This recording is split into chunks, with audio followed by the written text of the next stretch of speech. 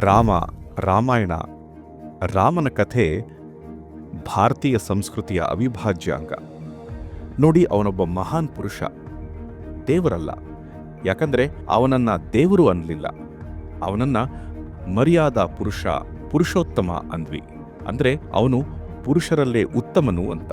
ಯಾಕಂದ್ರೆ ಔನ್ನತ್ಯಕ್ಕೆ ಏರಿದ, ಅನೇಕ ಕಷ್ಟ ಕಾರ್ಪಣ್ಯಗಳನ್ನ ಎದುರಿಸಿದ, ರಾಜ್ಯ ಕಳೆದುಕೊಂಡ, ಹೆಂಡ್ತಿನ ಕಳ್ಕೊಂಡ, ಯುದ್ಧ ಮಾಡಿದ, ಮತ್ತೆ ಹಿಂತಿರುಗಿದ, ಮತ್ತೆ ಹೆಂಡ್ತಿನ ಕಳ್ಕೊಂಡ, ಮಕ್ಕಳನ್ನ ಕಳ್ಕೊಂಡ, ಬಹುತೇಕ ಕೊಂದೇ ಬಿಟ್ಟಿದ್ದ.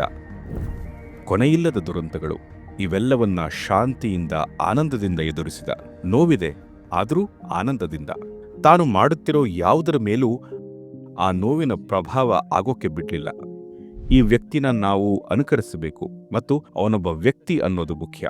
ಯಾರು ದೇವರನ್ನ ಅನುಕರಿಸೋದಿಲ್ಲ. ಒಬ್ಬ ವ್ಯಕ್ತಿ ಅಂದ್ರೆ ಅವನು ನಿಜಕ್ಕೂ ಅದ್ಭುತವಾಗಿದ್ರೆ ಸಹಜವಾಗೇ ಎಲ್ಲರಲ್ಲೂ ಆ ಆಕಾಂಕ್ಷೆ ಬರುತ್ತೆ, ನಾನ್ಯಾಕೆ ಹಾಗಿರಬಾರ್ದು ಅಂತ.